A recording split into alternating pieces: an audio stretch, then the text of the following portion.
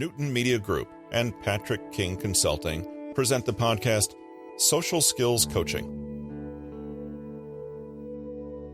This is Monday, October 11th, 2021. The Art of Clear Thinking.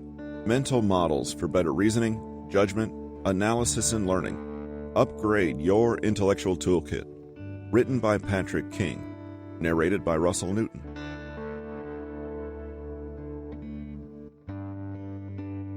Stanley Milgram's famous electrical shock experiment, chronicled in his 1963 paper Obedience to Authority: An Experimental View, is one of the most important and famous psychological experiments ever conducted. And for our purposes, it demonstrates how we are slaves to authority and generally don't act in a way we want when ordered to do something under the guise of a duty. In more recent times, remembering the conclusions of Milgram's experiment can explain how atrocities as unthinkable as torture of prisoners of war have happened, or even how genocide was allowed to rise to prominence during World War II. People aren't inherently evil and don't necessarily use their free will to inflict such harm. Instead, Milgram showed us another explanation as to why people can act in atrocious ways while still remaining very human at heart. It can serve as a general lesson on why people who are capable or who have done dark things aren't different from you or me. Milgram began his research at Yale University in the 1960s with the initial impetus of studying the psychology of genocide. He began to theorize that people weren't necessarily evil, twisted, or even different from those who didn't commit genocide, but that it was rather a reflection of authority, orders, and the perception of a lack of accountability. In other words, if you were just being told what to do and you were conditioned to follow orders without question, there was a pretty good chance you were going to be able to do anything. After all, that's the reason soldiers go through boot camp and are berated endlessly by drill instructors. It's a process designed to promote obedience and conformity, even in the worst conditions that combat will present.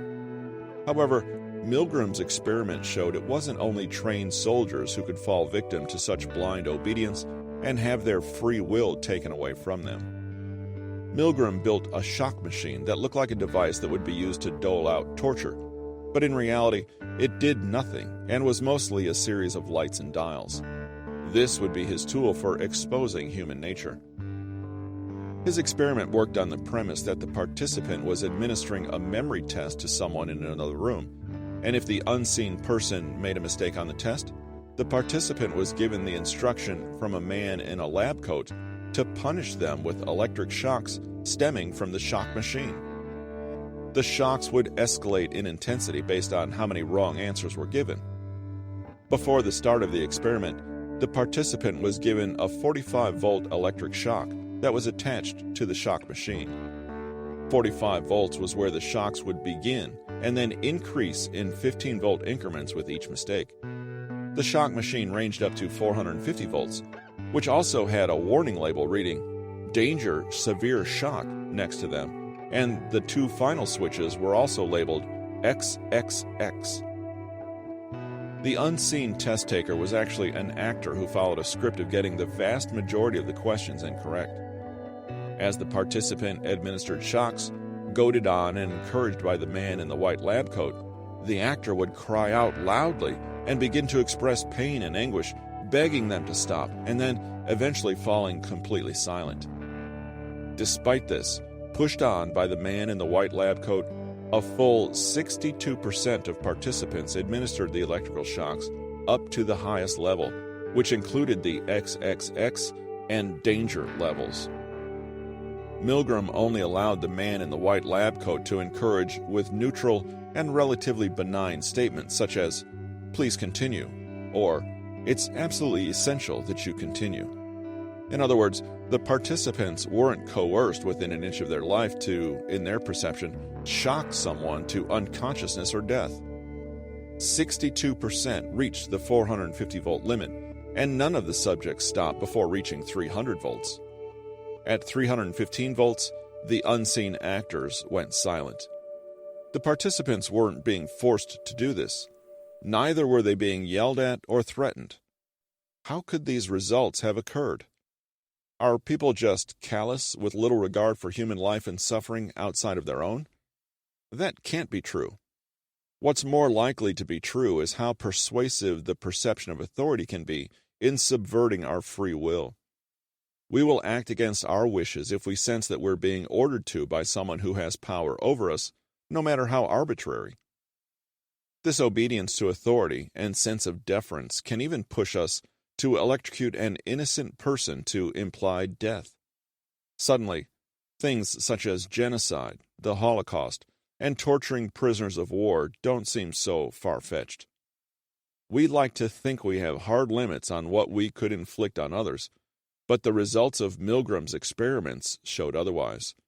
Our free will can be completely bypassed because of a simple display of authority. Milgram noted other factors might be the feeling that because there was an authority figure, they would hold no accountability and be able to say, "Well, he told me to." When the participants were reminded they held responsibility for their actions, almost none of them wanted to continue participating in the experiment, and many even refused to continue if the man in the white lab coat didn't take explicit responsibility. Additionally, it was an unseen victim they had never met before, so there was a degree of separation and dehumanization that allowed actions to go further. In the end, a normal person was shown to have followed orders given by another ordinary person in a white lab coat with a semblance of authority, which culminated in killing another person. It was quite the discovery in terms of what drives and motivates people. It was a very powerful piece of evidence that clarity of thought is subject to all matters of delusion and influence. These experiments prove the simple fact that who we think we are doesn't matter. We can have the clearest of thoughts, and that also doesn't matter. What matters more in determining how we think and act are our surroundings, contexts, and the unique set of pressures that come with each context. Being open-minded means considering all sides, not deciding based solely on someone else's influence. Please take a moment to review the show notes for this episode, where you'll find a link to the Audible book, The Art of Clear Thinking, Mental Models for Better Reasoning, Judgment, Analysis, and Learning. Upgrade Your Intellectual Toolkit by Patrick King. You'll also find a link to Patrick King's site at bit.ly/PK Consulting, where you can request your free copy of his free mini ebook on conversational tactics. And finally, if you'd like to join the multitude of people that have left us comments and questions regarding the podcast, you can email us at kingpodcast@newtonmg.com or visit bit.ly/PK comment.